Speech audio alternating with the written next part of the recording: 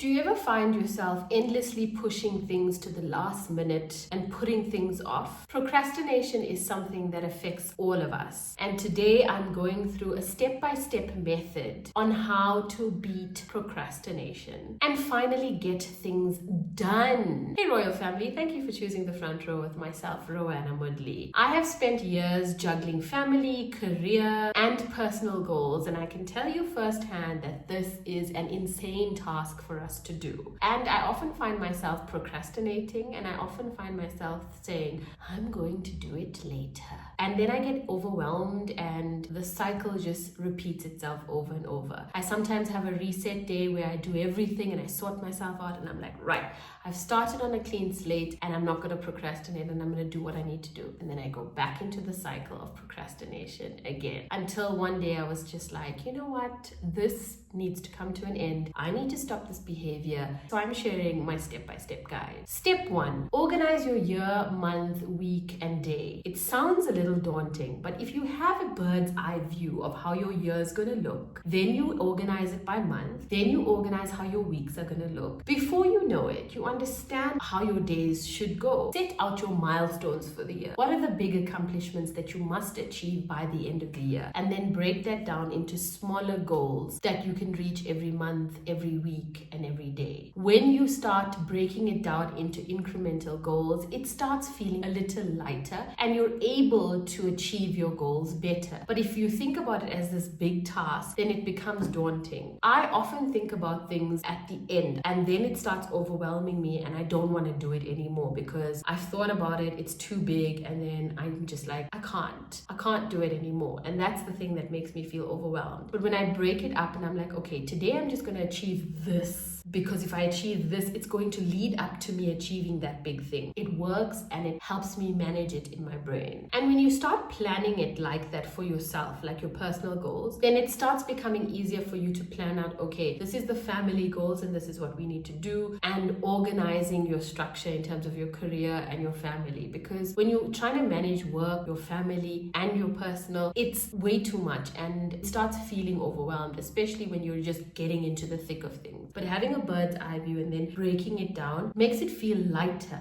and more manageable and more doable. Step 2, time block for maximum focus. I've spoken about this in the past 2 videos that I've done where I talk about time blocking explicitly and how I do it. The power of time blocking is so important for you to say from 1 to 3 p.m. I'm doing X, Y, and Z, and stick to the thing that you're supposed to be doing. And when you create that kind of discipline, you start doing the things that you're supposed to do and you start completing tasks and you start reaching goals. Every single time I don't follow my time blocking system and I just go with the flow, I feel overwhelmed because I'm thinking about it all the time. But if I put it in the calendar and I know that time is accounted for it, I don't think about it. I'm not feeling overwhelmed. I'm not having anxiety over it because I know I've allocated time to dedicate to doing that particular thing. It also helps me avoid distractions and it keeps me disciplined on the path that I'm heading on. You also want to time block in small chunks. You don't want to time block and then put everything in that time blocking space because then you're going to feel overwhelmed as well. So setting your time block in small chunks and having room for flexibility is important, because if you're just having minute by minute things on your calendar, that's also overwhelming. I used to be that person where I would say from 1 to 2 I'm eating lunch, from 2 to 3 I'm doing this, and then I was just like short-circuiting and it wasn't working out for me. So remember that you're a human being, you're not a robot, and having that flexibility in your time blocking and leaving leeway to do other things within that time blocking session is advisable. For example, if you need to cook, clean, and send emails, you can't put it in one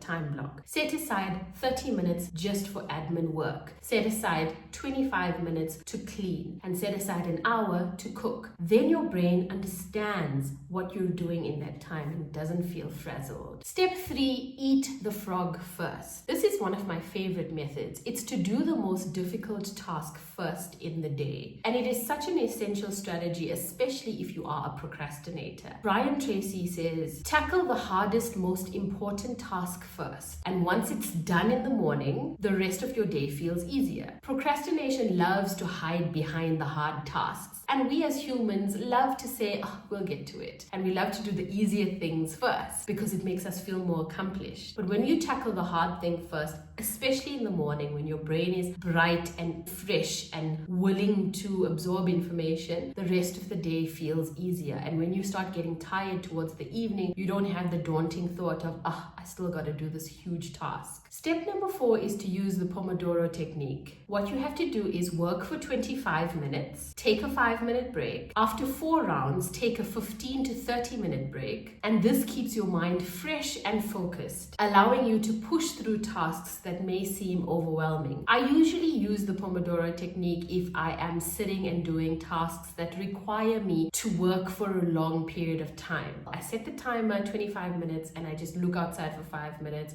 Sometimes I'll just go for a quick walk and I'll come back, and it refreshes me and I'm in the task more attentively and I'm being the best version of myself when I'm doing the task. But I find that when I do large tasks and I'm spending many hours in it and I don't take a break, I feel overwhelmed, I feel stressed, I feel a little down and I don't feel energized. So I highly recommend this technique, and if you have tried it before, do comment below and let me know what your thoughts are and how it worked for you. Step number 5, stack habits to build momentum. This is something I love doing. I love meditating and having my face mask on at the same time. I love listening to a podcast while I'm walking. Habit stacking also saves you time and it helps you build momentum to avoid procrastination. You can pair something productive with something relaxing, like drinking coffee while journaling. This makes things easier for you to get started with what you need to do and helps you gain momentum. It also motivates you in a weird way. When you find yourself habit stacking and you're doing all these things, I also use habit trackers, so I tick off the things that I'm doing. I start feeling very accomplished and very important, and it makes a difference to your psyche. Step number 6,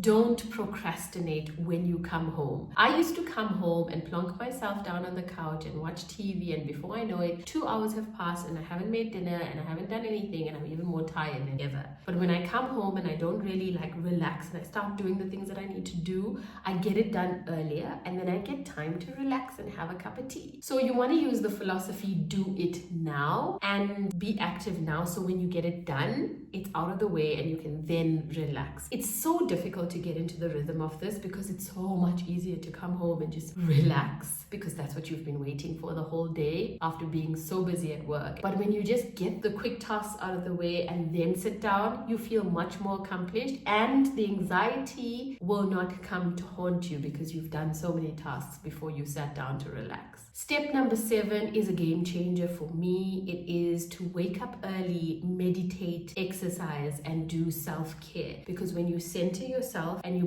pour into your cup first thing in the morning, you're able to sort things out for your family and for work. When you wake up before everyone else rises, it gives you a little alone time to think, to breathe, to set the precedence for your day. If you do some kind of movement, it helps your focus, it helps your body feel rejuvenated. When you meditate, you're looking internally within your soul, within your Atma, you're finding peace to center yourself for the noise that's going to wake up and the craze of getting your kids to school and yourself to work. Doing some sort of pranayama, 4 breaths in, hold for 4 breaths, release your breath for 4 breaths, and doing it over 10 times relaxes your mind, helps you focus, and enhances your ability to concentrate on tasks when you are at the office. And journaling, write down what you're grateful for, write down affirmations, write down just things that are coming to your mind, and it clears up the space in your mind to receive the day in a more positive light. Working on yourself in the morning and taking time for yourself in the morning is so important. It also shows your family that you are important and they treat you as someone that is important. It brings discipline to the home and it brings a sense of ease in your routine and the way you do things in the day. I find on the days that I don't do this, I am very haphazard. I am a little all over the place. I don't feel very structured. But on the days that I'm doing this and I'm meditating and I'm journaling and I'm waking up early and I'm centering my thoughts, it helps me to have a more productive, happier day. Step number 8, follow a to-do list and add it to your calendar. Your calendar is very important important. I use my calendar for everything. I put meetings in there, tasks in there, what I need to buy, everything is on that to-do list, and I merge the to-do list with my calendar because it's that important. When you are a career mom, you're managing your family, you're managing everybody else's days, but you're also managing your own. And that can be very overwhelming because you are fundamentally the person that needs to remember everything. So having a very organized approach and a disciplined approach is key to keep things together and to help you not procrastinate or forget something. And the final step is to reward yourself when you get things done. So say to yourself, in the month of May, if I'm going to do X, Y, and Z, then at the end of the month, I'm doing this or I'm buying myself this. Because when you have a reward to look forward to, it gives you so much motivation to not procrastinate and to get the thing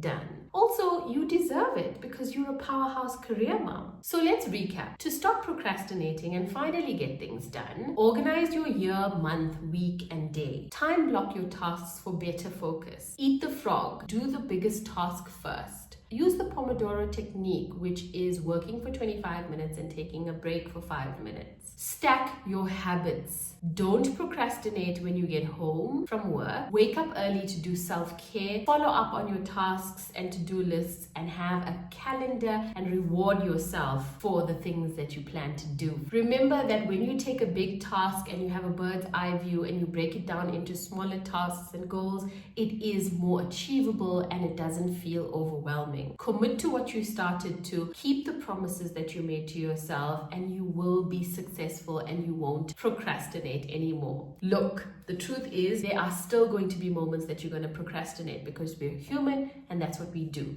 I have washing that I still need to sort out, but I'm hiding in this room doing content creation because I'm kind of procrastinating that. But if we follow these methods predominantly, we will have a predominantly successful life. And for the moments that we have these glitches where we just try to hide from reality, it's not going to be long-lived and we're going to get through it much faster. I wish you all the best. Thank you so much for choosing the front row. It's been a treat. We'll do this again soon. Cheers.